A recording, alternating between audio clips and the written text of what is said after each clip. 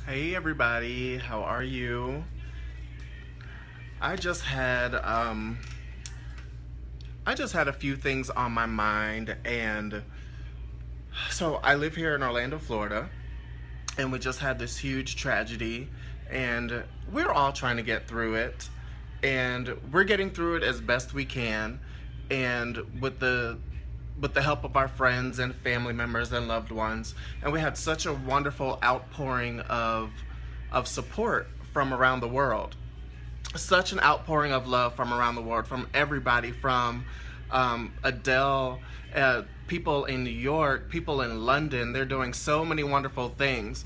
And me, myself, I've lost two people that I've known personally that affected my life. And I just found out that one of my friend's son was a victim in this as well. So we as a community, as a whole, not just the LGBT community, but the community as a whole, we have to come together and support each other.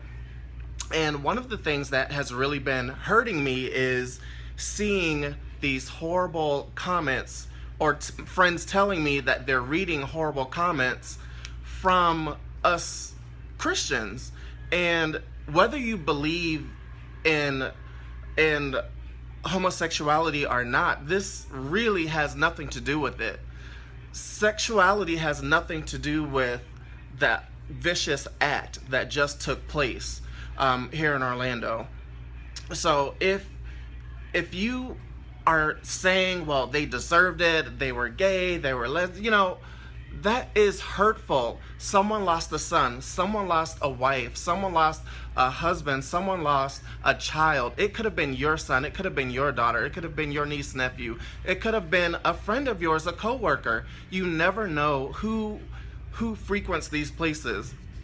So you cannot condemn anyone for this vicious act, because there have been so many mass shootings in this country since 1984. And so I Googled all these things. It says 14 were killed and wounded in San Bernardino, California. That was at a regional hospital. 3 were killed at a Planned Parenthood in Colorado Springs. 5 were killed on a military base in Chattanooga, Tennessee. 9 were killed at Emmanuel AME Church. Now, 9 were killed at Emmanuel AME Church in Charleston, South Carolina. So let me just say this.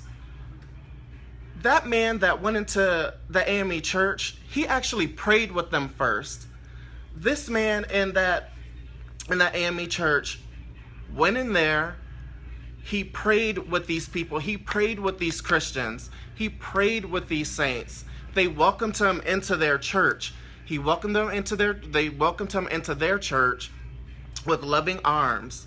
And yet, this senseless act, he killed 9 people in that church. Did church people say, well, they must have been sinning, they must have done something, they must have, been fornicating, they must have been bad people? Church people didn't say that. No, church people did not say, well, they were bad people, they deserved it.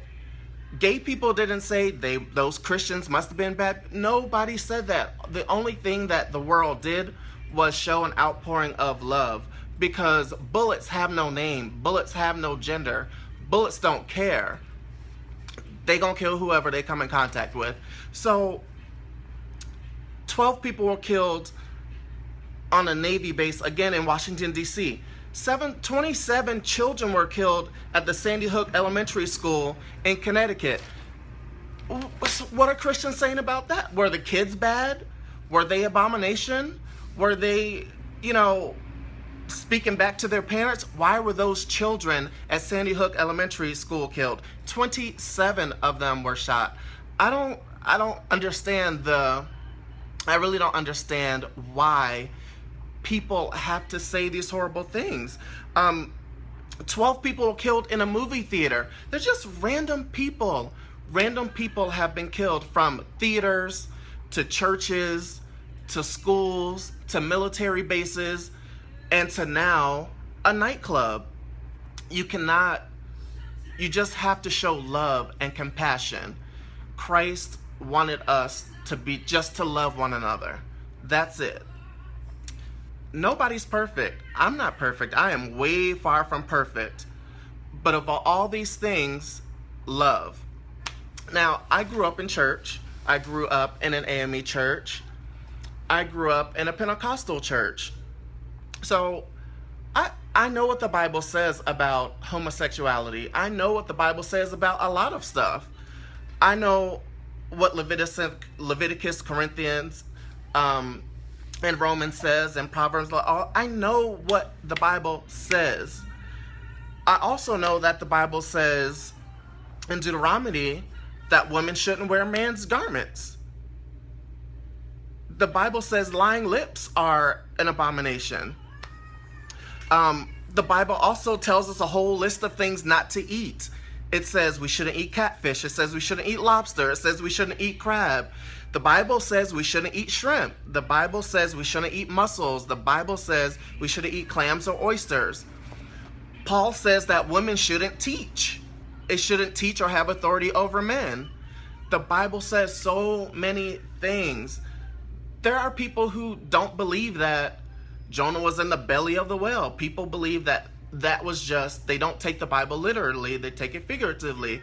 They think it, they look at it as a symbolism. They think it's something else. So the Bible says so many different things, people. Don't just take one thing. You can't take one sin and spotlight that and just dismiss all the other stuff that the Bible says don't do or don't say, or, you know, what about the 10 Commandments? Let's just keep it at the 10 Commandments. You know, follow the 10 Commandments, and then thou shalt not lie, thou shalt not kill, like simple stuff. Let's keep it simple. Let's keep it basic. Above all these things, we want love. Everyone deserves to be loved.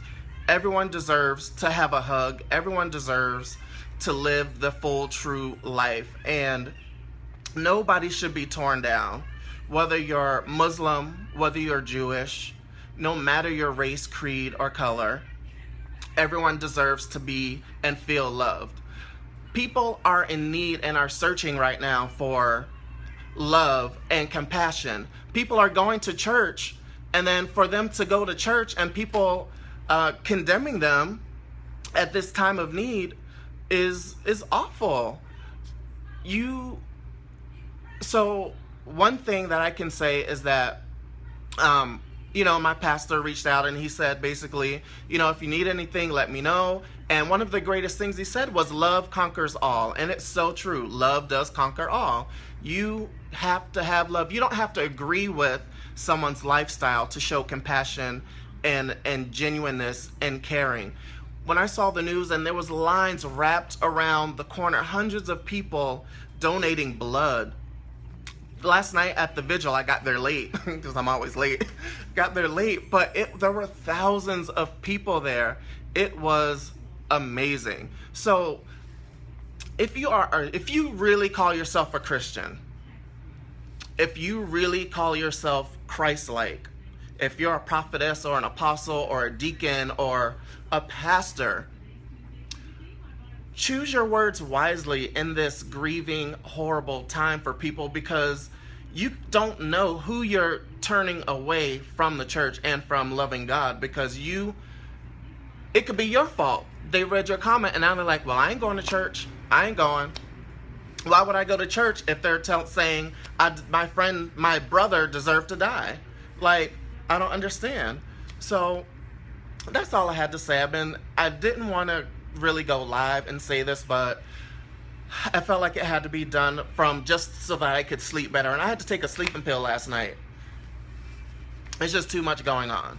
And I really appreciate the love and the outpouring of support that my friends, family, and fellow Christians and people have poured out to me. People who may not agree with certain lifestyles, they still said, we're sorry for your loss. We love you. I wish I was there so I could give you a hug. I'm so glad you didn't go out that night. All of those things are really, really helping us to get through this tragedy. So all I'm saying is let's just keep social media on a positive vibe. It should always be only on a positive vibe anyway, but especially right now. Tell your girlfriends at work or whatever, like, keep your negativity off of social media. Let's uplift these people, because if you looked at the ages of the majority of the people who were slain, these were young adults. They were young, and they did not deserve what they got. So again, I'm just gonna say, let's just love each other, and let's keep it positive, because God is love. Whether you believe it or not, God is love. I hope you all have a wonderful day, and I miss you all, and thank you for praying for me, and I will talk to you soon. See you on the Facebook.